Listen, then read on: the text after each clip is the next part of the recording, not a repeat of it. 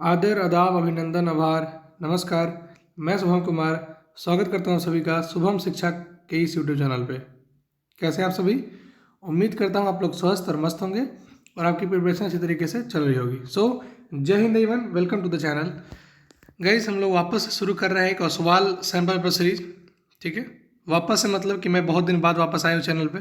ठीक है, क्योंकि ना बच्चों का रिस्पांस था और ना ही वीडियो अच्छी तरीके से चल रही थी।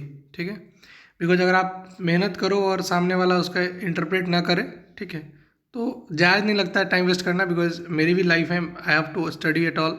ठीक है, तो इन सब कारणों से बंद कर दिया था मैं चैनल। फिर सोचा कि लास्ट मंथ है, बच्चे बोलेंगे धोखेबाज निकल गया, पढ़ा के छोड़ दिया आधा पर से। तो ऐसा मैं करता नहीं हूँ। मुझे तो बहुत सारे सीरीज शुरू करने थे, 2020 series, 10-10 series, power of 10 and all that. But बच्चों की जो बच्चे वीडियो नहीं देख रहे थे, जिसे काफ़ी हर्ट पहुँच रहा था कि वीडियो बना करके मेहनत किया जाए और फिर बच्चे ना देख रहे हैं, क्योंकि उन्हें तो चाहिए हाई फाई डिजिटल बोर्ड वाले पढ़ाई। ठीक है, कोई कितना मेहनत करके फ़ोन से शूट कर रहा है उससे क्या मतलब किसी को, है कि नहीं। चलिए सर, खैर ये सब बोलने की बातें हैं और ये सुनने की बातें, इसको छोड़ा जाए। Let's start the chapter our environment from class 10th science book. ठीक है, और ये जो सीरीज उठाया गया है वो ओसवाल के सैम्पल पेपर का हर एक क्वेश्चन जो कि आवर इन्वायरमेंट से पूछा गया है उसमें, उसको मैं इसमें लिया हूँ। ठीक हूँ, देखिए मैं इस सीरीज में करने क्या वाला हूँ। पहला बात कि ओसवाल सैम्पल पेपर को पढ़ना कैसे है। ओसवाल या मुझे ओसवाल वाले ने पैसा नहीं दिया है इस बात के लिए। ठीक है, और ना ही मैं अरिहंत वाले का हूँ, किसी का नहीं हूँ, मैं अपने बाप का हूँ, मैं खुद का हूँ। ठीक है, कहने का मतलब ये है कि सैम्पल पेपर बनाना है, ज़रूरी होता है, क्योंकि इससे आपको आइडिया लगते हैं कि कैसे क्वेश्चन पूछे जा रहे हैं। चाहे वो समय पर एमबीडी का हो, ओसवाल का हो, एमटीजी का हो, अरिहंत का हो, या किसी का भी हो, सैम्पल पेपर होता है, बनाने से मतलब होना चाहिए। ठीक है, सबसे पहली बात, सैम्पल पेपर ले पढ़ना कैसे। अगर आपके पास चैप्टर वाइज सैम्पल पेपर है तो बहुत अच्छी बात है। नहीं है तो अगर आप सैम्पल पेपर खरीदे हैं तो क्या कीजिए, आप हर जितना क्वेश्चन है उसके बगल में लिख लीजिए कि कौन सा चैप्टर का क्वेश्चन है, जिससे कि मुझे बताने में आसानी होगी और आपको पढ़ने में भी आसानी होगी। देखिए मैंने क्या कर रखा था अपने, जब मैं एग्ज़ाम दे रहा था तो उस समय मैंने ओसवाल का ही खरीदा था। तो क्या कहता उसमें जितना क्वेश्चन है सबके बगल में चैप्टर लिख रखा था, ताकि मुझे आसानी हो चैप्टर के क्वेश्चन खोजने में। वैसे क्या होता है कि अगर आप खोजने बैठेंगे, जैसे मान लीजिए आप पढ़ लिए रियल नंबर आज, तो आपको रियल नंबर का क्वेश्चन करना है, तो क्यों आप बाहरी बुक से करिएगा, गो थ्रू एनसीईआरटी और इधर सैम्पल पेपर, है कि नहीं। और समय नहीं रहेगा कि आप आर डी शर्मा, आर्य सवाल, पियर्सन एंड अदर्स अभी सॉल्व करें। ठीक है, उसी तरह साइंस में भी आपके पास समय नहीं रहेगा कि अभी आप ऑल इन वन या फिर सेशन वगैरह का बुक को फॉलो करें। द परफेक्ट टाइम इज कि अभी आप stick to Oswal sample paper and NCERT. ठीक है, तो उसी दौर में आपको मदद करने के लिए कि आवर इन्वायरमेंट से कितने टाइप के क्वेश्चन पूछे जाते हैं, क्या क्या आता है। सिर्फ आवर इन्वायरमेंट ही नहीं, अभी सीरीज कंटिन्यू रहेगी। उम्मीद करूंगा कि मैं 1 अप्रैल से लेकर के, जैसे कि आज है, से 30 अप्रैल तक ऑलमोस्ट 30 चैप्टर कम से कम आपका करवा दूँ। टोटल मैथ साइंस हिस्ट्री में 42 आ रहे हैं, इसमें कि 30 में करवा दूंगा, तो आपका एक स्टैंड अच्छा बन जाएगा। ठीक है, वैसे बहुत सारे चैप्टर जो है मैंने वन शॉट में पढ़ा रखे हैं। अगर आपने मेरा वन शॉट देखा होगा तो आपका कोई ऐसा क्वेश्चन हो ही नहीं सकता जो आपसे ना बने। ठीक है, एक्सेप्शन की मैं बात नहीं कर रहा हूँ, बिकॉज ऐसे क्वेश्चन कभी कभी आते हैं जो कि एक्सेप्शन होते हैं। ठीक है, चलिए शुरू करते हैं क्लास 10th का ओसवाल के समय पर सीरीज। चलिए ठीक है, देखिए पहले हम लोग ऑन टिप नोट्स होते हुए चलते हैं। ठीक है, देखिए ओसवाल भाई के मुताबिक कहते हैं क्या कि important topic of this chapter are biological oxygen demand यानी कि BOD, food chain, food web, harmful effect of plastic and management of garbage and ozone depletion. ठीक है, मैंने आवर इन्वायरमेंट को भी वन शॉट में पूरा पढ़ा रखा है। आपने अगर नहीं देखा है तो उसका जो वीडियो का लिंक है वो डिस्क्रिप्शन बॉक्स में दिया हुआ है, आप वहाँ से देख सकते हैं इस वीडियो को। आधा घंटा में मैं आधा 1 घंटा में मैंने पूरा समझा रखा है, आप वहाँ से उसको कॉन्सेप्ट को क्लियर कर सकते हैं। ठीक है, चलिए पढ़ते हैं टॉपिक्स और की पॉइंट्स के बारे में। ठीक है, देखिए यहाँ पे क्या कहता है कि all living organism can be grouped into producer, consumer और decomposer on the basis of nutrition. कौन कैसा न्यूट्रिशन लेता है इसके अकॉर्डिंग हमने बांट रखा है लिविंग ऑर्गेनिज्म को 3 कैटेगरी में। एक है प्रोड्यूसर, एक है कंज्यूमर, एक है डिकम्पोजर। प्रोड्यूसर कौन हो गया? प्लांट। कंज्यूमर कौन हो गया? जो हम लोग हो गए। ठीक है, डिकम्पोजर कौन हो गया? बैक्टीरिया हो गया। ठीक है, producer are organism which can make organic compound of their need from inorganic substances. Producer वो ऑर्गेनिज्म होते हैं जो कि इनऑर्गेनिक सब्सटेंस से अपने ज़रूरत के लिए ऑर्गेनिक सब्सटेंस बनाते हैं, जिनको कि प्रोड्यूसर बोला जाता है। इनऑर्गेनिक सब्सटेंस मतलब कि मिट्टी है ना, पानी है ना, उससे ऑर्गेनिक सब्सटेंस बनाते हैं अपना। ठीक है, प्रोटीन, फैट, कार्बोहाइड्रेट, विटामिन सब क्या है? ऑर्गेनिक कंपाउंड है। These include all green plant and certain bacteria. Algae आपने सुना होगा, ग्रीन एल्गी और ग्रीन प्लांट क्या होते हैं, ये सब क्या करते हैं, प्रोड्यूसर का काम करते हैं, ठीक है। देखिए ग्रीन एल्गी प्रोड्यूसर का काम क्यों करता है, क्योंकि देखिए वो ना पैरासाइटिक नेचर का होता है, मतलब वो क्या करता है, खाना अपने बनाता है, और जिस पेड़ पे रहता है, मान लीजिए कि पेड़ के छाल पे अगर लगा हुआ है, ठीक है, एल्गी लगा हुआ है, ग्रीन एल्गी, तो क्या करेगा, खाना खुद से बना करके किसी को देगा। जैसे मान लीजिए किसी जानवर पे है, कहीं लगा हुआ है, वृक्ष पे लगा हुआ, कहीं पे भी लगा हुआ है, वो क्या करेगा, अपना खाना बना करके दूसरे को देता है कि भाई मैं खाना तुम्हारे लिए बना दूंगा, तुम मुझे रहने दो यहाँ पे, ठीक है। मतलब शेल्टर प्रोवाइड करता है तो वो उसको फूड प्रोवाइड करता है, ठीक है। दूसरा बात देखिए क्या कहता है कि consumer are organism which depend on the producer directly और इनडायरेक्टली फॉर देयर सस्टेंस। उसके जीवन यापन के लिए किसके, कंज्यूमर के, या तो वो डायरेक्टली यानी कि जैसे हम लोग फल खाते हैं वो डायरेक्टली हो गया, या इनडायरेक्टली मतलब सब्जी तोड़ के लाए, सब्जी बनाए, खाए, फिर अलग हो गया, ठीक है। Consumer can be classified into herbivorous, carnivorous, omnivorous and parasite. Consumer जो होता है वो हर्बीवोरस भी हो सकता है, कार्निवोरस भी हो सकता है, ओमनिवोरस भी हो सकता है, और पैरासाइटिक नेचर का भी हो सकता है, ठीक है। Decomposer are micro organism which can break down the dead remain and waste product of the organism such as fungi and bacteria, ठीक है। डिकम्पोजर क्या करता है, उसी ऑर्गेनिक सब्सटेंस को गला करके फिर इनऑर्गेनिक सब्सटेंस बनाया जाता है, या आप कह सकते हैं कि डेड रिमेन्स जो बच जाता है या वेस्ट प्रोडक्ट जो होता है उसको पचाने का काम करता है, उसको ब्रेक डाउन करके सिंपल मॉलिक्यूल में तोड़ देता है, ठीक है। इसका एग्जाम्पल हो गया आपका फंगी या बैक्टीरिया। अब बात करते हैं फूड चेन क्या होता है। देखिए क्या होता है फूड चेन, क्या है, it is the sequence of living organism in which one organism consume other organism for energy. एक ऐसा सीक्वेंस लिविंग ऑर्गेनिज्म का जिसमें कि एक ऑर्गेनिज्म दूसरे को कंज्यूम कर लेता है अपने एनर्जी के लिए। इट इज़ यूनी डायरेक्शन, मतलब अगर हम चिकन को खाते हैं तो चिकन मुझे नहीं खा जाएगा, इट्स अ सिंगल डायरेक्शनल, यानी कि अगर कीड़ा को चिकन खाया, चिकन को हम खाए तो मुझे कोई और नहीं खा जाएगा, या मुझे चिकन नहीं खा जाएगा, ठीक है। यानी क्या होता है, एक यूनि डायरेक्शन होता है, मतलब सिर्फ एक डायरेक्शन में खाया जा सकता है, दूसरे डायरेक्शन में नहीं, ठीक है। ईच स्टेप और level of food chain form a trophic level. जैसे कि देखिए कीड़ा को अगर चिकन मैंने मुर्गा खाया तो क्या हो गया, वो एक क्या है लेवल पे चला गया, मुर्गा को हम खाया मैं दूसरे में तीसरा लेवल हो गया, ठीक है।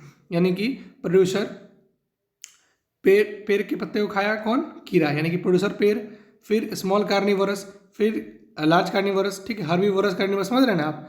सबसे पहले कौन होता है प्लांट, फिर क्या होता है हर्बीवोरस यानी कि कीड़ा, फिर उसके ऊपर ऊपर कौन सा आता है स्मॉल कार्निवोरस जैसे कि चिकन, और सबसे ऊपर उसके बाद ऊपर हम जो लार्ज कार्निवोरस है, ठीक है। अब देखिए 10% लॉ, ये बहुत इंपॉर्टेंट लॉ है। क्या कहता है 10% लॉ, कि there is only 10% flow of energy from one trophic level to the next higher level. मतलब अगर कीड़ा खाया मुर्गा तो उसको सिर्फ 10% एनर्जी मिला, मुर्गा को खाए हम तो हम मुझे सिर्फ 10% एनर्जी मिला, मतलब कि एनर्जी का फ्लो क्या होता है धीरे धीरे घटते चला जाता है। यानी कि देखिए due to this energy loss only 4 और 5 trophic level are present in each time. देखिए हर एक चेंज होता है सिर्फ 4 या 5 लेवल पर जाके बंद हो जाता है, क्यों, क्योंकि एनर्जी का फ्लो खत्म हो जाता है। अब 10% मान लीजिए 1 kg का 10%, ठीक है, उसका फिर 10%, उसका फिर 10%, कितना बचेगा, बचेगा ही नहीं इसके बाद, समझ गए। It is also known as 10% law, यानी कि हर एक ट्रॉपिक लेवल बढ़ते जाइएगा तो एनर्जी का खत्म होता चला जाता है। इसलिए 4 या 5 ट्रॉपिक लेवल के बाद, ट्रॉपिक लेवल 4 या 5 के बाद बनना पॉसिबल नहीं होता है, क्योंकि एनर्जी रहता ही नहीं है, ठीक है। और आप कोई चीज़ खाएं एनर्जी ना मिले तो आप क्यों खाएंगे, है कि नहीं। And this is known as 10% law, ठीक है। जैसे मान लेते हैं कि ग्रास को खाया ग्रास होपर, तो 4000 का 10% यानी कि 400 जूल मिला, उसका 10% फ्रॉग को मिलेगा तो 40 जूल हुआ, उस 40 जूल का 10% स्नेक को मिलेगा तो 4 जूल हुआ। इसीलिए स्नेक इतना कम है, फ्रॉग इतना ज़्यादा है, ग्रास होपर उससे भी ज़्यादा है, और उससे ज़्यादा प्लांट है। बात समझ रहे हैं कि नहीं। जिसके पास एनर्जी होगा वही ना सर्वाइव कर पाएगा। अब चूंकि टाइगर इतना क्यों मर रहा है, क्योंकि टाइगर को क्या है एनर्जी मिल ही नहीं रहा है, डियर को खा ही नहीं पाता है। डियर कितना कम क्यों है, क्योंकि वो पेड़ को नहीं खा पा रहा है, समझ रहे हैं। मतलब इतना एक बात बता रहा हूँ मैं, ठीक है। चलिए अब आगे बढ़ते हैं सिग्निफिकेंस ऑफ फूड चेन, ठीक है। देखिए फूड चेन का क्या क्या सिग्निफिकेंस है। पहला बात कि it help in understanding the food relationship and interaction among various organism in an ecosystem. Ecosystem में कौन सा ऑर्गेनिज्म किससे कैसे रिलेटेड है ये हमें बताता है कौन, फूड चेन बताता है। It help in following the basic mechanism of transfer of food, energy and nutrients through various component of nature। ये बताता है हमें एक बेसिक मैकेनिज्म कैसे है ट्रांसफर ऑफ फूड का, एनर्जी का, न्यूट्रिएंट्स का, थ्रू कंपोनेंट ऑफ नेचर, ठीक है। थर्ड टॉपिक क्या कहता है, it help to understand the movement of toxic substance in an ecosystem and the problem of their biological magnification. और कैसे कैसे टॉक्सिक सब्सटेंस हमारे शरीर में प्रवेश कर जाती है एक लेवल से दूसरे लेवल पे, दूसरे लेवल से तीसरे लेवल पे। एक कौन बताता है हमें, फूड चेन बताता है। ठीक है, चलिए एक देखते हैं सैंपल फूड चेन कैसा होता है। देखिए यहाँ समझिएगा, इसे 3 टाइप का होता है। एक होता है ग्रासलैंड बायोम, पॉन्ड बायोम और ओशियन बायोम। ठीक है, ग्रासलैंड बायोम को हम लोग देख सकते हैं, ठीक है, देखते भी हैं। पॉन्ड और ओशियन वाले को नहीं देख पाते हम लोग, ठीक है, क्योंकि उतना कोई जरूरत नहीं है देखने का। ठीक है, देखिए आप जैसे देखिए ग्रासलैंड की बात करें तो सबसे पहला प्राइमरी प्रोड्यूसर कौन हुआ, ग्रास। फिर उसको सबसे पहले कौन खाएगा, ग्रास हॉपर, यानी कि क्या हो गया, प्राइमरी कंज्यूमर हो गया। उसके बाद सेकेंडरी कंज्यूमर उसको कौन खाएगा, रैट खाएगा। रैट को कौन खाएगा, स्नेक खाएगा, तो स्नेक हो गया टर्सरी कंज्यूमर। और हॉक खा जाएगा स्नेक को, हो जाएगा क्वार्टरनी कंज्यूमर। और देखिए क्वार्टरनी के बाद पांचवा क्यों होता है, बिकॉज अब चील को कौन खाएगा, समझ रहे हैं ना। अच्छा, पॉन्ड की बात करें तो एल्गी को मस्कीटो का लार्वा खाया, मस्कीटो के लार्वा को ड्रैगन फ्लाई का लार्वा खाया, ड्रैगन फ्लाई के लार्वा को फिश खाया और फिश को रैकून खा गया।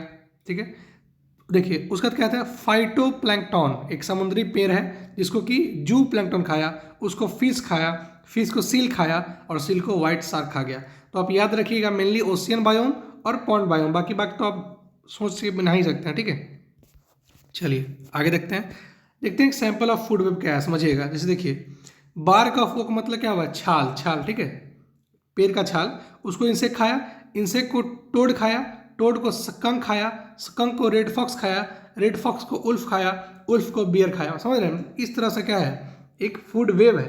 अच्छा, फूड वेव क्या होता है समझिए, जैसे कि एक जानवर जो है बहुत सारे चीज़ों को खा रहा है, 2 3 4 को खा रहा है। अब एक जानवर 2 3 चीज़ को खा रहा है तो चेन तो नहीं बन पाएगा, एक क्या हो जाएगा, एक जाल की तरह हो जाएगा, समझिएगा। जैसे देखिए, वेट अ मिनट, सॉरी,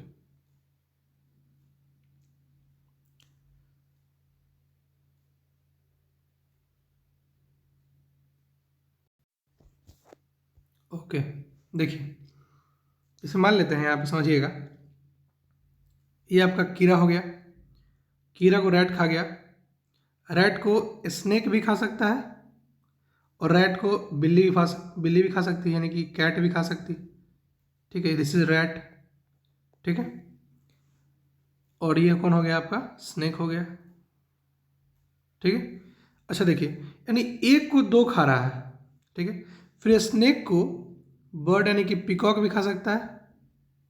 ठीक है, और नेवला भी खा सकता है, नेवला, समझ रहे हैं ना। यानी देखिए क्या हो रहा है, एक जाल की तरफ बनते जा रहा है, एक को दूसरा खा रहा है, दूसरा को दूसरा, इस तरह का जाल जाल बनते जा रहा है। एंड दिस जाल इज फूड वेव। वेव मतलब क्या होता है, जाला। ठीक है, चलिए आगे चलते हैं, समझते हैं अगला क्या है। देखिए,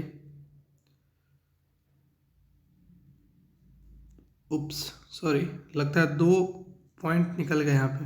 अच्छा कोई नहीं, देखिए यहाँ समझिएगा,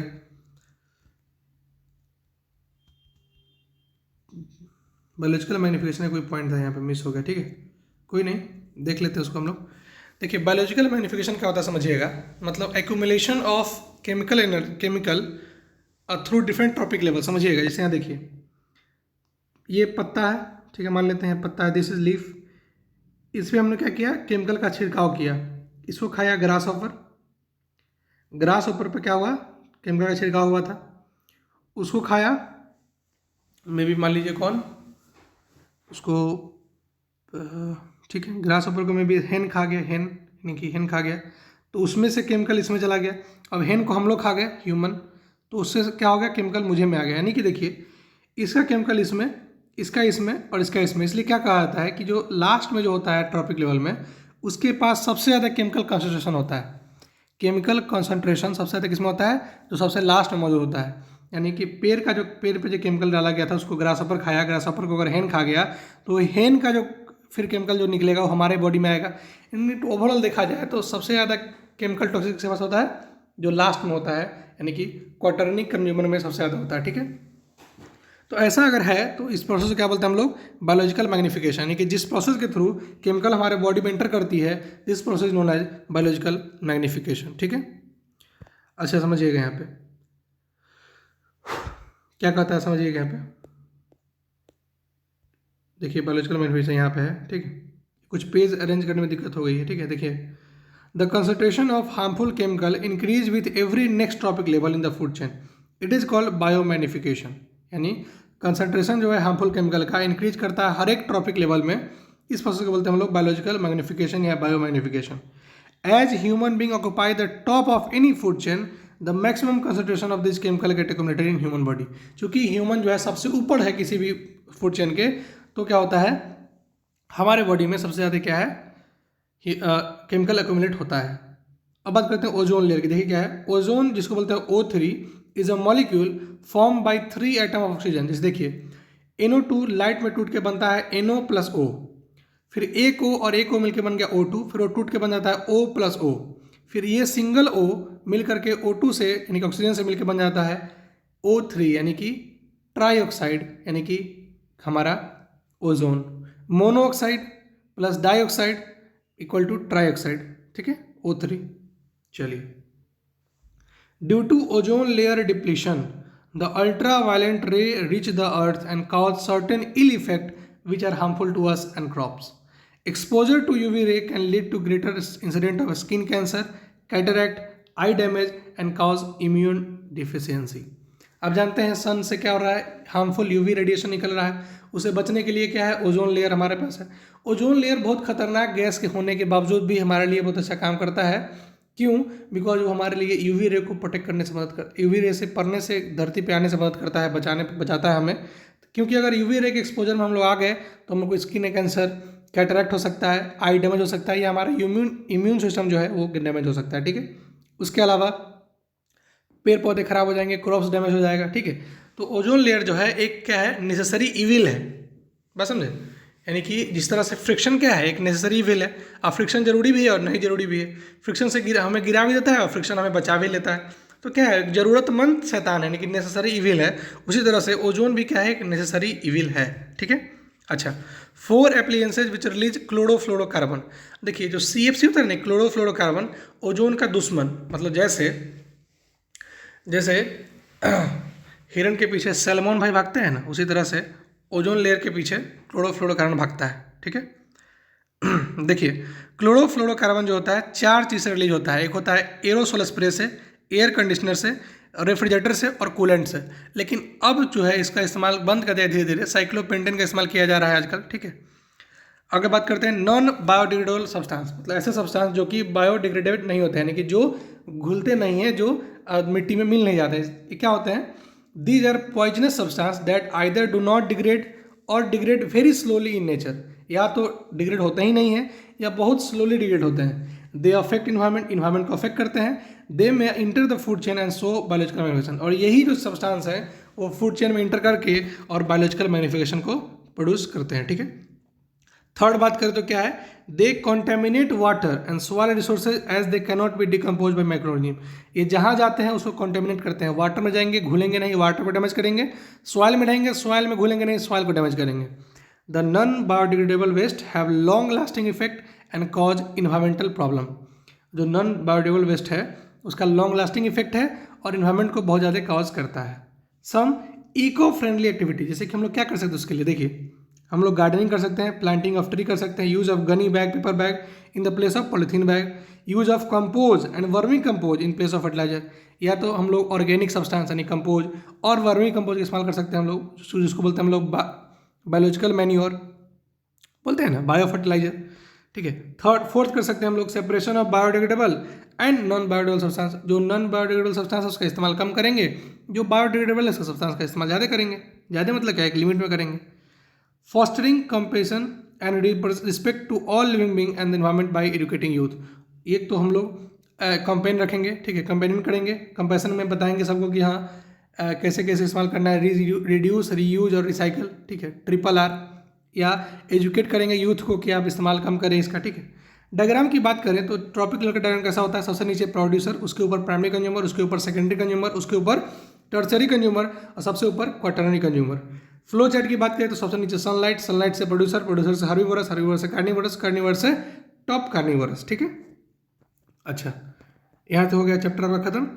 और इसका ओवरव्यू देखना चाहते हैं, सवाल में से दिया हुआ है, इसको बोलते हैं हम लोग माइंड मैप। देखिए माइंड मैप कैसा होता है, देखिए पहले आवर इन्वायरमेंट, उसमें क्या होता है इकोसिस्टम। इकोसिस्टम दो टाइप का, आर्टिफिशियल या नेचुरल। आर्टिफिशियल में जो कि इकोसिस्टम हम बनाते हैं, यानी crop, field, garden, aquarium. Natural में जैसे कि forest, grassland, terrestrial, aquatic, pond. अच्छा, इकोसिस्टम के दो कंपोनेंट है, एक है एबायोटिक, एक है बायोटिक। एबायोटिक में आ गया जैसे कि जो नॉन लिविंग है, जैसे soil, water, air, light, temperature. और बायोटिक में जो कि लिविंग बींग है, जैसे कि प्लांट, एनिमल, माइक्रो ऑर्गेनिज्म। अच्छा, इकोसिस्टम में जो एनर्जी फ्लो होता है ऐसे होता है कि सनलाइट से प्रोड्यूसर यूज करता है, प्रोड्यूसर को हार्बिवरस यूज करता है, हार्बिवरस को कार्निवरस, और कार्निवरस को टॉप कार्निवरस इस्तेमाल करता है। ठीक है। अच्छा, फूड चेन देखिए, हम लोग ये दोनों चार्ट देख चुके हैं पहले से रिप्रेजेंटेशन करके। अब इन्वायरमेंट जो है ना, उसका ट्रॉपिक लेवल क्या कहता है कि सबसे पहला ट्रॉपिक लेवल प्रोड्यूसर का होता है। उसके सेकंड ट्रॉपिक लेवल जिसको हम लोग बोलते हैं प्राइमरी कंज्यूमर, जो कि हर्बिवरस होता है। थर्ड ट्रॉपिक लेवल जो होता है सेकेंडरी कंज्यूमर, जो कि हमारा स्मॉल कार्निवरस होता है। और फोर्थ ट्रॉपिक लेवल क्या होता है टर्सरी कंज्यूमर, जो कि होता है लार्ज कार्निवरस। जैसे समझिएगा, फर्स्ट ट्रॉपिक लेवल हो गया प्रोड्यूसर यानी कि प्लांट, प्राइमरी कंज्यूमर हो गया हिरन, ठीक है, या फिर समझिए प्राइमरी, इसको थोड़ा चेंज करते हैं, प्राइमरी कंज्यूमर हो गया मान लीजिए रैट, ठीक है, और रैट को सेकेंडरी कंज्यूमर हो जाएगा आपका कैटल यानी कि बिल्ली, और बिल्ली का टर्सरी कंज्यूमर हो जाएगा वुल्फ यानी कि सीआर, जो कि बिल्ली को खा जाएगा। तो चार हो गया, ये समझ गए, ऐसे ऐसे डिपेंड करता है। ठीक है, तो अब हमने चौथा टॉपिक है वेस्ट। वेस्ट दो टाइप का, बायोडिग्रेडेबल और नॉन बायोडिग्रेडेबल। ठीक है, वेस्ट मैनेज करने के लिए हम लोग लैंड को फिल करता है वो रिसाइकिल कर सकते हैं, सवेज ट्रीटमेंट कर सकते हैं, इनक्रिनेशन कर सकते हैं, use of disposal instead of paper cup कर सकते हैं। अच्छा, वेस्ट का इफेक्ट क्या होता है, वेस्ट करता है आपका ओजोन को डिप्लीट कर देता है। वेस्ट डिस्पोजल से क्या होता है प्रॉब्लम बढ़ने लगता है, पॉल्यूशन होता है। ठीक है, इस तरह से आप माइंड में रख सकते हैं, इस चैप्टर का ओवरव्यू रख सकते हैं अपने दिमाग में। ठीक है, सो इस 21 मिनट हो गया हमारे को समझते हुए। ठीक है, अब करते हैं क्वेश्चन जो कि इसमें पूछे गए हैं इस बुक में और सैम्पल पेपर में पूछे गए हैं, और सवाल सैम्पल पेपर मैं डिस्कशन कर रहा हूँ। आवर इन्वायरमेंट से पूछे गए हर एक क्वेश्चन को मैं यहाँ डिस्कस करने वाला हूँ। पहला क्वेश्चन कहता है असर्शन रीजन कि food chain is responsible for the entry of harmful chemical in body. Food chain he responsible है हमारे बॉडी में हार्मफुल केमिकल को लाने में। क्या बात सही है? यस, बिल्कुल सही है। The length and complexity of food chain very greatly. आप जानते हैं ग्रेटली वेरी कर रहा है ना, तभी तो फूड वेव आया। ठीक है, एक को दूसरा खा रहा है, एक को चार आदमी मिलकर खा रहा है। ठीक है, यानी असर्शन भी सही है और रीजन भी सही है। जब दोनों सही होता है तो ऑप्शन क्या होता है? सी होता है। ठीक है, शायद सी होता है ना। लेकिन ये जो रीजन है असर्शन का, ये बात गलत है। मान लीजिए कि फूड चेन जो होता है, फूड चेन रिस्पॉन्सिबल है हमारे केमिकल को बॉडी में लाने में। इसका क्या मतलब है length of complexity of food chain very greatly? जैसे समझिएगा, जैसे कि तुम्हारा नाम डैश है, पिताजी ने तुम्हारा नाम डैश रखा है। अब देखिए, तुम्हारा नाम डैश इसलिए है क्योंकि तुम्हारे पिताजी ने रखा है, तो इसका रीजन सही है, यानी A is correct, B is correct, और ए जो है उसका रीजन बी है, इसीलिए इसका ऑप्शन क्या होता है? ए होता है। अब पढ़िएगा इसका ऑप्शन में कैसे होता है। ऑप्शन ऐसा देना पड़ता है, अगर असर्शन सही है, रीजन भी सही है, और असर्शन जो है रीजन के लिए बताया गया है तो ऑप्शन ए। असर्शन सही है, रीजन भी सही है, और रीजन अलग है असर्शन से तो ऑप्शन बी। असर्शन सही है, रीजन गलत है, सॉरी असर्शन सही है, रीजन सही है तो ऑप्शन सी, और असर्शन गलत है, रीजन सही है तो ऑप्शन डी। ऐसा करके होता है ना, जब दोनों सही रहता है तो आप देख लीजिएगा कौन सा ऑप्शन है, टिक मार लीजिएगा। ठीक है, जबकि दोनों सही है और रीजन जो है असर्शन के लिए नहीं है, यानी ऑप्शन ए भी तो नहीं हो सकता है, सी या डी में से कोई एक होगा। ठीक है, अच्छा देखिए, असर्शन रीजन में अगला क्वेश्चन क्या कहता है कि greater number of individual are present in the lower trophic level. बहुत ज़्यादा में प्रेजेंट है, लोअर ट्रॉपिक लेवल में बहुत ज़्यादा है कि नहीं है? इतना पेड़ पौधा है। देखिए, the flow of energy is unidirectional. दोनों बात अपना में सही है, लेकिन किसी से कोई मतलब नहीं है इसको, तो दोनों ऑप्शन मतलब assertion is right and reason is right, but reason is not for assertion, यानी कि ऑप्शन बी सही है और पहले वाले का भी ऑप्शन बी सही है। ठीक है, दोनों का बी ऑप्शन होगा। ठीक है, चलिए नेक्स्ट क्वेश्चन क्या कहता है, why is the maximum concentration of pesticide found in human being. आपको बताया है कि सबसे ज़्यादा पेस्टिसाइड का कंसंट्रेशन ह्यूमन बींग में क्यों पाया जाता है। एक नंबर क्वेश्चन है, क्या लिखिएगा, ड्यू टू एक्वायरिंग फोर्ट, यानी कि टॉप ऑफ द हमारा जो क्या है, जो हमारा ट्रॉपिक लेवल है उसके टॉप पे हम लोग हैं, इसी कारण से क्या है हमें ज़्यादा केमिकल पाया जाता है, पेस्टिसाइड पाया जाता है। यानी due to acquiring the top position in any food chain we have a maximum concentration of pesticide. ठीक है, और चाहे अगर आपको फटा से लिखना हो क्या लिखिएगा, due to top in food chain. Option question में बी क्या कहता है, give one method which could be applied to reduce our intake of pesticide through food to some extent. अब जो खाना खाते हैं उससे हमारा जो पेस्टिसाइड अंदर चला जाता है, उससे बचने के लिए कोई एक उपाय बताइए। एक उपाय वही है कि हम लोग पेस्टिसाइड या फर्टिलाइजर का इस्तेमाल बहुत कम से कम कर दें तो उससे ज़्यादा फायदा हो जाएगा। ठीक है। थर्ड क्वेश्चन देखें क्या कहता है, various step in a food chain is represent. जो फूड चेन के अंदर बहुत सारे स्टेप है वो कौन होता है, ट्रॉपिक लेवल होता है। क्वेश्चन नंबर डी क्या कहता है, with regard to various food chain operating in ecosystem man is a, man क्या है, मैन एक कंज्यूमर है, प्रोड्यूसर कहाँ से आ जाएगा मैन। ठीक है, चलिए आगे देखिए, ये क्वेश्चन थोड़ा इंपॉर्टेंट क्वेश्चन है। देखिए कहाँ से क्वेश्चन उठाया गया है कि plastic cup were use to serve tea in train in early days. बहुत सालों पहले प्लास्टिक कप इस्तेमाल किया जाता था चाय देने के लिए। फिर वेंडर लोग क्या करते थे, उसको क्लीन करके और फिर यूज कर लेते थे। उसके बाद में लोग कुल्हड़ यानी कि जो आता है मिट्टी का बनता है उसका इस्तेमाल करने लगे। लेकिन फिर अब देखा जा रहा है कि पेपर कप का इस्तेमाल हो रहा है। तो what are the reason for the shift from plastic to kulhad and kulhad then finally to paper cup. तो आखिर क्या रीजन है कि प्लास्टिक से कुल्हड़ हुआ और कुल्हड़ से लोग अब पेपर कप का इस्तेमाल कर रहे हैं। देखिए इसका 3 नंबर क्वेश्चन है तो पॉइंट 1 लिखेगा, इट इज़ चीपली अवेलेबल, बहुत सस्ता है। दूसरा number, it can be recycled, इसको रिसाइकल किया जा सकता है। ठीक है। और तीसरा क्या लिखेगा, इट इज़ बायोडिग्रेडेबल, क्या है, बायोडिग्रेडेबल, इसलिए इसका इस्तेमाल किया जा रहा है। और या फिर आप ऐसे लिख सकते हैं घुमा करके, या तो आप 3 अच्छाई बता दीजिए पेपर कप का, या 3 बुराई कर दीजिए बाकी सब का, ये समझिए। और मान लीजिए आपसे कोई पूछे कि आप ये काम क्यों कर रहे हैं, तो या तो बता दीजिए इसका फ़ायदा, या न करने का घाटा बता दीजिए, है कि नहीं। और मैं ये नहीं करता तो ये हो जाता, या ये बता दीजिए अच्छा मैं ये कर रहा हूँ तो मुझे ये हो जाएगा, समझ रहे हैं ना। या तो 3 फायदा दिखा दीजिए पेपर कप का, या 3 घाटा दिखा दीजिए कुल्हड़ चाय का। देखिए मान लीजिए कुल्हड़ बनता है मिट्टी से, मिट्टी को क्या करते हैं हम लोग, मिट्टी को सानते हैं कुम्हार वगैरह, फिर उसको इतना मेहनत का काम है, it is time waste, money waste. उसके बाद सॉइल को क्या करता है, सॉइल को पूरा इरोड कर देता है, मिट्टी को दरदरा कर देता है। मिट्टी का इस्तेमाल करने से मिट्टी का फिर फर्टिलिटी लूज कर देता है, समझ रहे हैं। ये सब बात बता सकते हैं इसमें। ठीक है, अगला क्वेश्चन देखते हैं। देखिए ये क्वेश्चन कहाँ से उठाया गया था, ये क्वेश्चन उठाया था थिंक इट ओवर। देखिए डिस्पोजल कप इन ट्रेन, यहाँ से क्वेश्चन उठाया गया था, page number 263 of your science book, यहाँ से क्वेश्चन उठाया गया था, थिंक इट ओवर, समझिएगा। देख रहे हैं ना, सोच लीजिए कहाँ से क्वेश्चन आ रहे हैं। ठीक है, अगला क्वेश्चन देखते हैं। From the following group of organism create a food chain which is the most advantages for human being in term of energy. Energy के लिए सोर्स के तौर पे सबसे अच्छा मोस्ट एडवांटेज क्या होगा, उसको आप अरेंज कर लीजिए। ठीक है, अरेंज क्या करना है, आप ऐसे कर सकते हैं, सीरियल प्लांट, ठीक है, सीरियल जो आपका क्या हो गया, दाल हो गया, और दाल को गोट खाया और गोट को ह्यूमन में खा गया, तो सबसे ज़्यादा अच्छा होगा, है कि नहीं।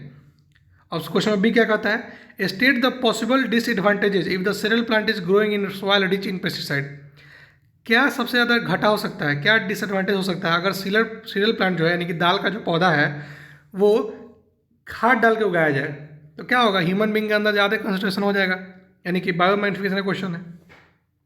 क्या डिसएडवांटेज क्या है इसका कि अगर सीरियल क्रॉप में पेस्टिसाइड का मात्रा ज़्यादा होगा तो ह्यूमन बींग के अंदर पेस्टिसाइड का मात्रा ज़्यादा हो जाएगा ऑटोमेटिकली।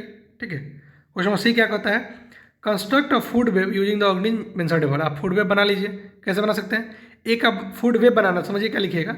सबसे पहले एक सीरियल प्लांट को रैट या फिर सीरियल प्लांट को गोट, ठीक है, उसका रैट को स्नेक को हॉक, और ह्यूमन बींग सीरियल प्लांट को भी खा सकता है और ह्यूमन बींग गोट को भी खा सकता है। इस तरह से कर लीजिए इसको। ठीक है, आगे देखिए क्या कहता है, write two harmful effect of using plastic bag on the environment. Plastic bag का इस्तेमाल करने से इन्वायरमेंट में क्या इफेक्ट पड़ता है। पहला, क्योंकि ये नॉन बायोडिग्रेडेबल है, ये सॉइल को पोल्यूट करता है और वाटर को भी। थर्ड, ये हमारे लिए क्या है, इन्वायरमेंट के लिए इको फ्रेंडली नहीं है। Suggest alternative to use of plastic bag. Plastic bag के इस्तेमाल को ख़त्म करने उसके जगह पे क्या कर सकते हैं हम लोग, we use paper bag, we use cloth bag. ठीक है, क्वेश्चन नंबर बी क्या कहता है, list any 2 practice that can be follow to dispose of the waste product in our home. हमारे घर पे जो वेस्ट प्रोडक्ट है उसको डिस्पोज करने के लिए 2 प्रैक्टिस क्या कर सकते हैं। पहला कि हम लोग तो पहले बायोडिग्रेडेबल कौन है और नॉन बायोडिग्रेडेबल कौन है उसको छांट लें, जो रिसाइकल होने वाला है उसको रिसाइकल कर लें, जो ना होने वाला है उसको इस्तेमाल कम करें। ठीक है, तीसरा, जो बायोडिग्रेडेबल है उसको गड्ढा खन के डाल दें, और जो नॉन बायोडिग्रेडेबल है उसमें अगर रिसाइकल होने वाला है तो रिसाइकल करें, नहीं तो उसको ट्रांसफ़र कर दें या फिर कहीं अच्छी जगह पे रख दें ताकि वो उससे कोई दिक्कत ना हो, पोल्यूशन वगैरह ना फैले। ठीक है, अगला क्वेश्चन क्या कहता है, state with the reason the consequence of decrease in number of carnivorous in ecosystem. अच्छा, ये कार्निवरस जो है सब जैसे कि टाइगर हो गया, ये सब घटने क्यों लगा है, क्योंकि इसलिए घटने लगा है बिकॉज एनर्जी उसको मिल नहीं पाता है। मान लीजिए एक दिन में 1 हिरन खाएगा तो 10% एनर्जी मिलेगा, अब 10% एनर्जी में बेचारा कितना दिन रहेगा, ठीक है। इसलिए धीरे धीरे क्या हो रहा है, कार्निवोरस का संख्या धीरे धीरे घटते चला जा रहा है, ठीक है। आप जानते हैं 10% लॉस है कि सिर्फ सबसे कम एनर्जी जो मिलता है वो सबसे टॉप कार्निवोरस को मिलता है, ठीक है। इसलिए कार्निवोरस का संख्या क्या हो रहा है, धीरे धीरे खत्म होते जा रहा है। अगला question, in a food chain state the trophic level eight which the concentration of harmful chemical is maximum, why is it so.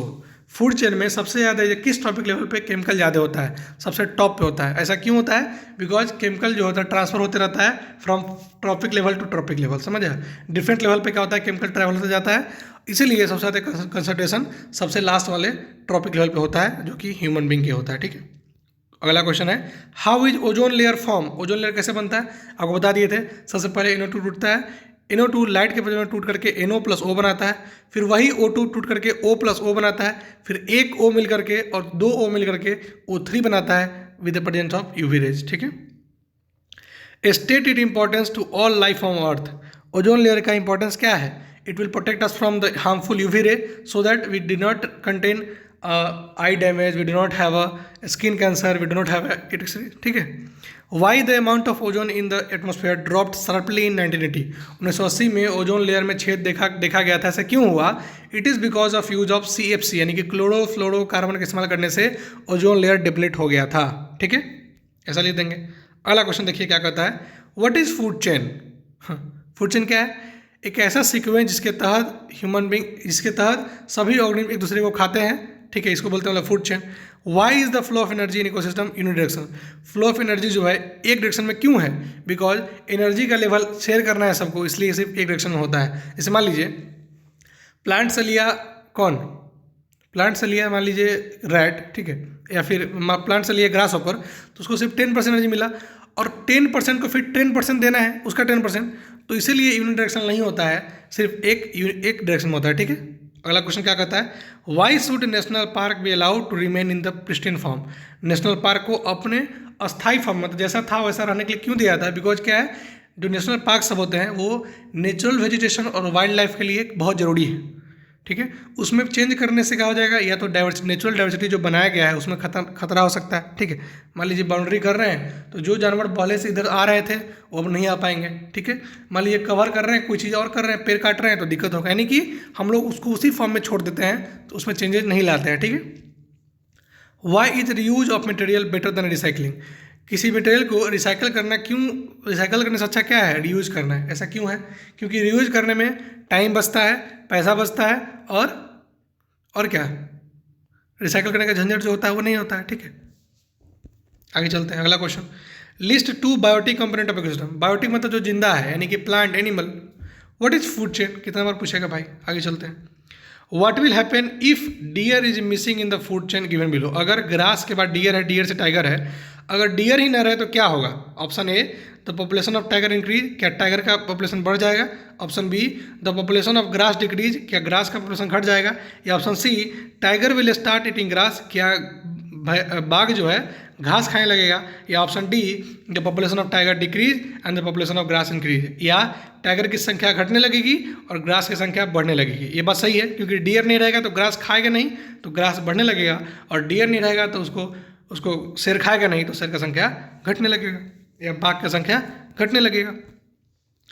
Organism of a higher trophic level which feed on several type of organism belonging to a lower trophic level constitute the. देखिए जो higher trophic level पे है, जो दूसरे topic level को मदद करता है खाने में, उसको क्या बोलते हैं, लेवल कॉन्स्टिट्यूट द इकोसिस्टम। क्या कि फूड वेब की फूड चेन क्या होगा।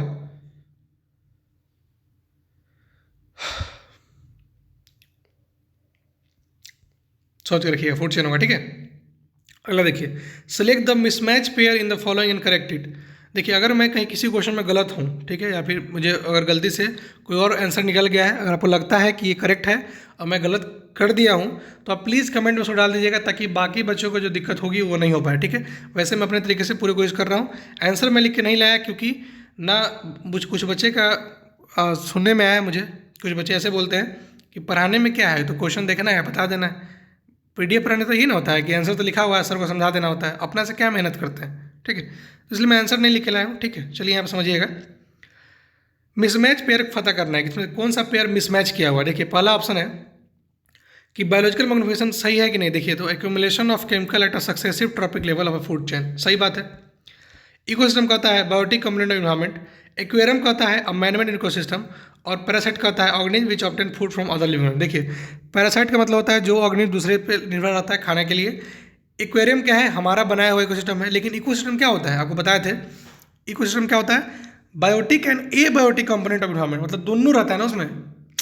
इकोसिस्टम में सिर्फ बायोटिक थोड़ा रहता है, इसलिए ऑप्शन बी क्या है, गलत है, मिसमैच पेयर है। ठीक है, अगला क्वेश्चन देखिए, various step in a food chain represent, वही क्वेश्चन है, फिर से बना लीजिएगा। अगला क्वेश्चन कहता है कि which of the following statement is incorrect, कौन सा स्टेटमेंट जो है गलत है।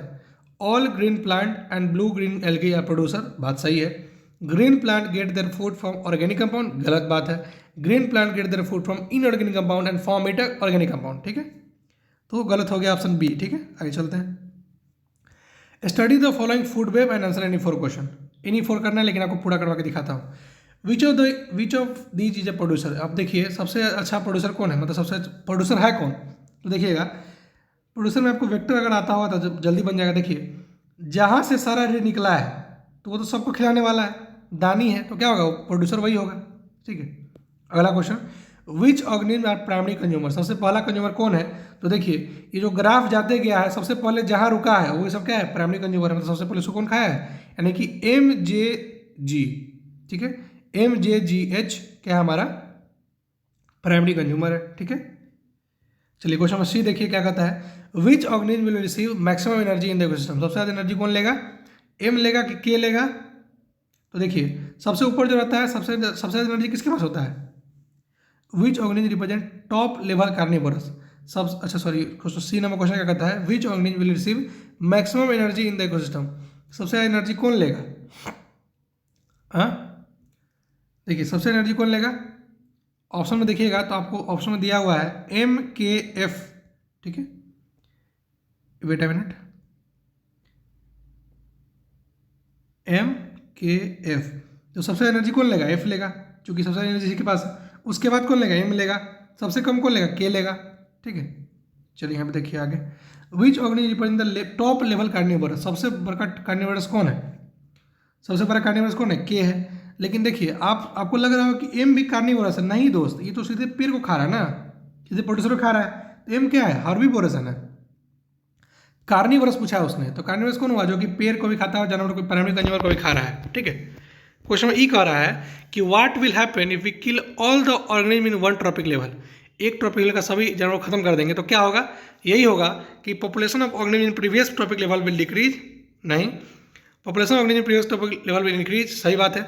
जो पहले जो ट्रॉपिक लेवल होगा उसके, जैसे मान लीजिए कि आप ना चूहा को खत्म कर दिए तो उसके पहले जो अगर कीड़ा था वो तो बढ़ने लगेगा ना। ठीक है, चलिए अगला क्वेश्चन देखिए क्या कहता है, with regard to various food chain operating in a ecosystem man is a, फिर वही क्वेश्चन है, if a grasshopper is eaten by frog the energy transfer will be, अगर ग्रास हॉपर को फ्रॉग खाता है तो एनर्जी कहाँ पे जाएगा, प्राइमरी कंज्यूमर से लेकर के सेकेंडरी कंज्यूमर तक।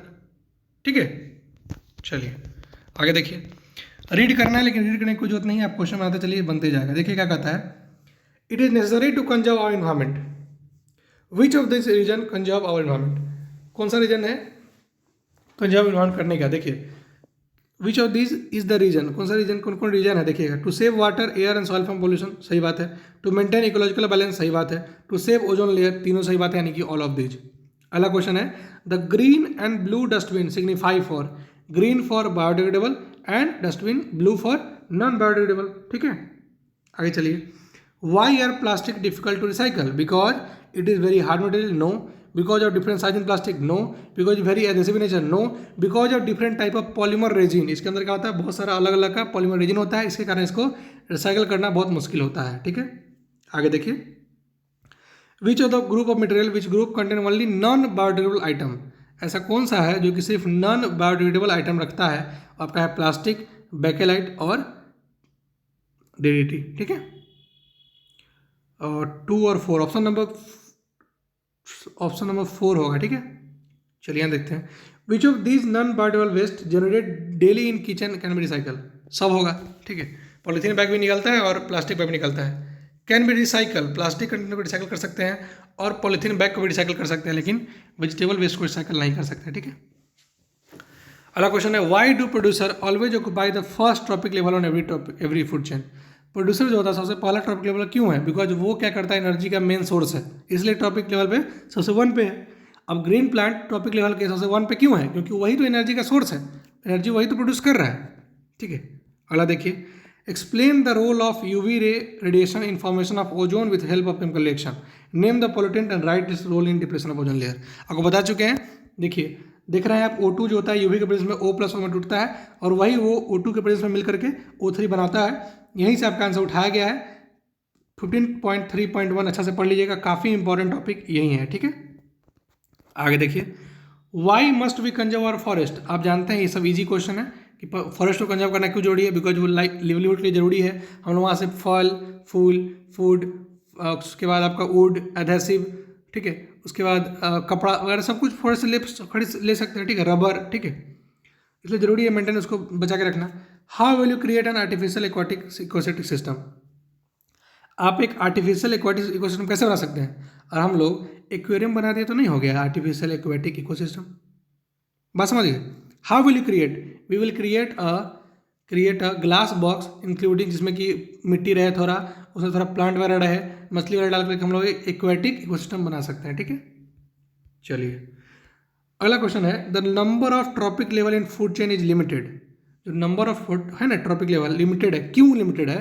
क्योंकि अब जानते हैं कि हर एनर्जी लेवल में अगला एनर्जी लेवल जाते जाते सिर्फ 10% एनर्जी का फ्लो होता है। इसी कारण से 3 या 4 के बाद, यानी 4 या 5 के बाद फूड चेन बनना पॉसिबल नहीं होता है। ये रीजन है, because of less energy consume by successive, यानी जो आगे चल के जो लेवल है यानी सक्सेसिव लेवल, उसमें एनर्जी कम जा रहा है, इसलिए जो होता है number of trophic level food chain में लिमिटेड है। अगला क्वेश्चन है, we do not clean natural pond और lake but an aquarium need to be clean regularly, why is it so. देखिए नेचुरल जो पॉन्ड और लेक है वो क्लीन होते जाता है सॉइल रिप्लेसमेंट से, और जो आपका एक्वेरियम है उसको क्लीन करना पड़ता है बिकॉज उसके पास कोई नेचुरल रिप्लेसमेंट नहीं है, ठीक है, इसके कारण आपको क्लीन करना पड़ता है, ठीक है। चलिए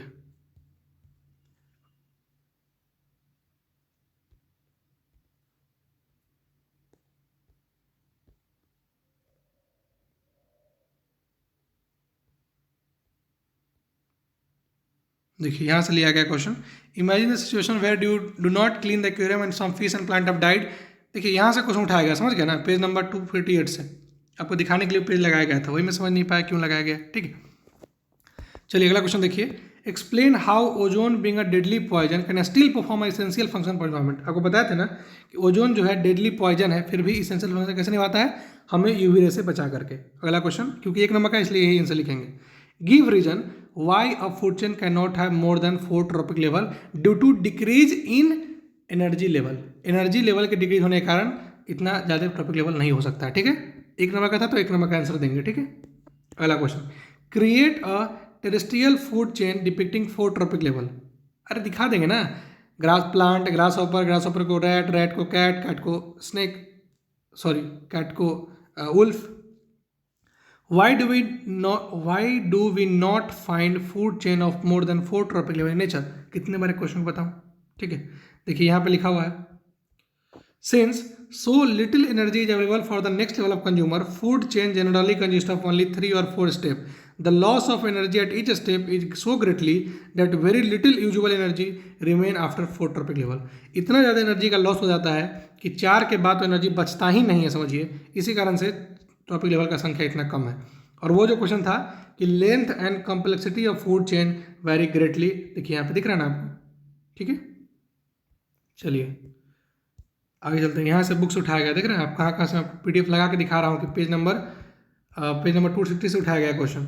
अगला देखिए क्या कहता है, accumulation of non biodegradable pesticide in the food chain increasing amount at each higher trophic level is known as biomagnification.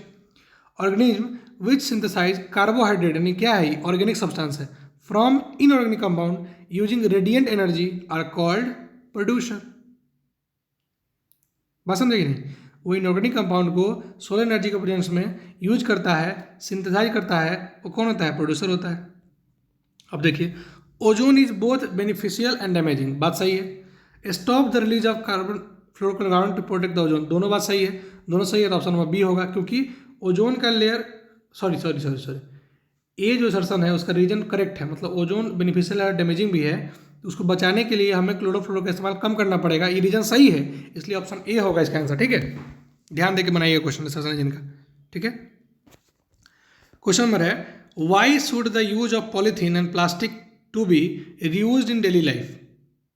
Y should the use of polythene reused in daily life, ताकि वो कम मात्रा में हो, ज़्यादा फैल मत जाए, इन्वायरमेंट को खराब करेगा। In what way the student have to avoid the use of plastic, कैसे इस्तेमाल कम करें, हमें पेपर बैग इस्तेमाल करेंगे, जूट बैग इस्तेमाल करेंगे। ठीक है, how the student will have motivated each other to success of the decision. अरे यार, ये सब क्वेश्चन आप आराम से बन सकते हैं। ठीक है, ये सब तो एक आपके लिए वरदान होगा अगर ऐसा क्वेश्चन पूछ दिया तो। और इस चैप्टर का 5 नंबर छोड़ना आपके लिए बेवकूफ़ी हो सकती है। ठीक है, अगला क्वेश्चन देखिए, the depletion of ozone layer is cause of concern. Why? Because it protect us from UV ray. If the ozone layer depleted we have to face a UV radiation. अगर फेस करना पड़ा तो हमें skin cancer, eye cataract, eye damage, crop damage सब झेलना पड़ेगा। Why are green plant call producer? Because it is a primary source of energy, इसलिए green plant क्या है, प्रोड्यूसर कहते हैं इसको। ठीक है, अगला question, accumulation of harmful chemical in our body can be avoided, explain how this can be achieved। जो हम लोग जो हार्मफुल केमिकल का इस्तेमाल हो रहा है बॉडी में, उसको कम कर सकते हैं कैसे? देखिए, कम करने का एक ही तरीका है। एक तरीका क्या है कि आप फर्टिलाइजर का इस्तेमाल कम करिए और ऑर्गेनिक खाद का इस्तेमाल ज़्यादा कीजिए। दूसरा, आप मैन्योर का इस्तेमाल कम कीजिए, पेस्टिसाइड का इस्तेमाल कम कीजिए, आप वर्मी कंपोज का इस्तेमाल ज़्यादा कीजिए। ठीक है, तीसरा, आप छिड़काव कर ही मत, बहुत कम कीजिए। चौथा, उसके बाद ऐसे करके आप लिख सकते हैं, चौथा कि आप मेनली नेचुरल तरीके से सब्जी उगाएं। ठीक है, जरूरत नहीं है पेस्टिसाइड वगैरह डालने का। ठीक है, ये डालना पड़े तो ऑर्गेनिक सब्सटेंस डालिए। ठीक है, अगला question, why bacteria and fungi are called decomposer. Bacteria और फंगी को डिकम्पोजर क्यों बोलते हैं? बिकॉज क्या करता है, वो ऑर्गेनिक सब्सटेंस को डिकम्पोज करके इनऑर्गेनिक सब्सटेंस में मिला देता है, यानी कि जो कार्बोहाइड्रेट हो गया, प्रोटीन हो गया, फैट हो गया, उसको मिला करके फिर से मिट्टी में मिला देता है। List any 2 advantage of decomposer to the environment. Decomposer क्या करता है, बायोडिग्रेडेबल वेस्ट होने से बताता है, उसको डिकम्पोज करता है, नॉन बायोडिग्रेडेबल को भी डिकम्पोज करने की कोशिश करता है, और हमारे इन्वायरमेंट को पॉल्यूट होने से बचाता है। ठीक है, यहाँ पे लिखा हुआ है आपका कि बायोलॉजिकल मैनिफेस्टेशन के बारे में। ठीक है, यहाँ पे देखिए, as human being occupy the top level in food chain, the maximum concentration of these chemical get accumulated in a body and the phenomena is known as biological magnification। ठीक है, दिख रहा है यहाँ पे biological magnification का formula, यहाँ से लेकर के यहाँ तक है। ठीक है, चलिए अब देखिए, आप सोच रहे होंगे ना कि बायोलॉजिकल मैग्निफिकेशन को फ्रूट और फल से हटाना आसान है। They can not always be remove by washing और अदर मीन, वॉशिंग से जल्दी खत्म नहीं होता है। ठीक है, चलिए अगला क्वेश्चन देखते हैं। A considerable increase in plant life in the lake was noticed after a farming activity intensified. The most likely reason for this could be, देखिए पहला क्या कहता है, chemical fertilizer leached into the lake for the field, pesticide leach into the lake for the field, organic manure leach into the lake for the field, smoke particle from the industry got settle in the moist surrounding of the lake. Plant life में क्या देखा गया, increase देखा गया। तो ऐसा क्यों, कब हो सकता है, जब ऑर्गेनिक मैन्योर जो होता है वो नदी में चला गया होगा बहा करके, इसे कारण क्या हो गया, प्लांट लाइफ जो है वो अच्छी तरीके से ग्रो करेगा समुद्र में। क्वेश्चन बी कहता है कि aquatic plants, small fish, big fish से bird, which of the above organism can likely to show minimum amount of pesticide concentration in them after considerable time. सबसे कम जो है पेस्टिसाइड कंसंट्रेशन किसके पास है, वो है एक्वेटिक प्लांट के पास, बिकॉज उसको तो खा गया ना स्मॉल फिश। अच्छा, will the level of this magnification can be different for different location. यह सही बात है, जो मैनिफिकेशन है वो डिफरेंट लेवल के लिए डिफरेंट तरीका का है। सबसे ज़्यादा जो सबसे ऊपर ह्यूमन है तो ह्यूमन के पास सबसे ज़्यादा केमिकल का कंसंट्रेशन है। ठीक है, क्वेश्चन नंबर डी कहता है, an expert agriculturist suggest to the farmer to minimize the use of chemical fertilizer and instead use bio fertilizer as they have many advantage over chemical fertilizer. Which of the following is not true for bio fertilizer. Bio fertilizer economic है। It help to reduce pollution in lake, सही बात है। It is renewable, yes it is renewable. They require large setup for production, नहीं। Bio fertiliser को आप घर में बना सकते हैं, गोबर गैस समझे ना, गोबर से बनता है, उसका वर्मी कंपोज जानते हैं, घर पे बना सकते हैं, उसके लिए कोई ज़्यादा बड़ा सेटअप नहीं चाहिए। ठीक है, क्वेश्चन ई क्या आता है, state a way to prevent accumulation of harmful chemical in body by using bio fertilizer, by using vermicompost organic material, इस तरह का इस्तेमाल करके हम लोग अपने आप को बचा सकते हैं। और ये रहा आपका टोटल चैप्टर। इससे पूछे गए सारे क्वेश्चन मैंने करा दिए हैं, उम्मीद करता हूँ समझ में आया होगा। और एनसीईआरटी क्यों इंपॉर्टेंट है आपने यहाँ पे देख लिया होगा, आपको समझ में आ गया होगा कैसे कैसे पढ़ना है और कहाँ कहाँ से क्वेश्चन उठाए गए हैं। अगर आपने इतना कर लिया है और ये 2 क्वेश्चन कर लिया है और बाकी ये सब क्वेश्चन अगर आप कर चुके हैं तो आपको कोई नहीं रोकेगा इस चैप्टर के 5 नंबर को लेने से, ठीक है। तो उम्मीद करते हैं आपको चैप्टर समझ में आया होगा। क्वेश्चन जो मैंने बताया उसको आप क्वेश्चन करके देखिएगा। जो क्वेश्चन समझ में नहीं आया आप नीचे दिए गए व्हाट्सएप नंबर पर मैसेज करिए, मुझसे पूछिए कि सर इसका आंसर समझ में नहीं आया, एक बार फिर से बता दीजिए। आई विल ट्राई, अगर मेरे पास टाइम होगा तो आई विल श्योरली आपको मैं समझा दूंगा, ठीक है। कोई स्पेसिफिक टॉपिक अगर ज़्यादा फंस गया है और ज़रूरी है समझना तो आप कमेंट कीजिएगा, I will provide a better video और next video for this also, ठीक है। इसका मैं पार्ट 2 बना दूंगा अगर दिक्कत होगा तो, ठीक है। लेकिन उम्मीद करता हूँ दिक्कत नहीं होना चाहिए। मैंने पूरी कोशिश की है चैप्टर को समझाने की, और इस चैप्टर के अलावा इस क्वेश्चन के अलावा इतना क्वेश्चन मैंने करा दिया है, उसके अलावा कोई क्वेश्चन की जरूरत नहीं है। इतना क्वेश्चन आपको आता है, इसी में से क्वेश्चन पूछा जाएगा। या तो क्वेश्चन बायो मैनिफिकेशन का होगा, या ट्रॉपिक लेवल का होगा, या ओजोन, या आपका बायोडिग्रेडेबल या वेस्ट पे होगा, ठीक है। उम्मीद करता हूँ समझ में आया होगा। Thank you so much for watching. मिलते हैं हम लोग अगले वीडियो में, जो कि होगा किसी और चैप्टर के बारे में, जैसे साइंस हो गया, मे बी अब मैथ हो जाए या एसएसटी हो जाए या फिर साइंस हो जाए, आई ऑल्सो डोंट नो, वो डिपेंड करता है सिचुएशन पे, ठीक है। लेकिन मैं पूरी कोशिश करूँगा कि मैं 30 अप्रैल तक 30 दिन में 30 चैप्टर कम से कम करवा दूँ, ताकि आपका ऑलमोस्ट 150 नंबर जो है सिक्योर हो जाए और 70 नंबर स्कूल से मिल जाएगा, 220 नंबर हो गया, and that is approx, approx कितना हुआ, डिवाइडेड बाई 5, यानी कि 5 for 20, 5 for 20, 44% मार्क्स हो जाएगा आपका करीब करीब, ठीक है। आई होप सो कि मैं पूरा कंप्लीट करवा पाऊँ। Thank you so much for watching, keep learning, keep subscribing and do share my video also दोस्त, ठीक है। Thank you so much.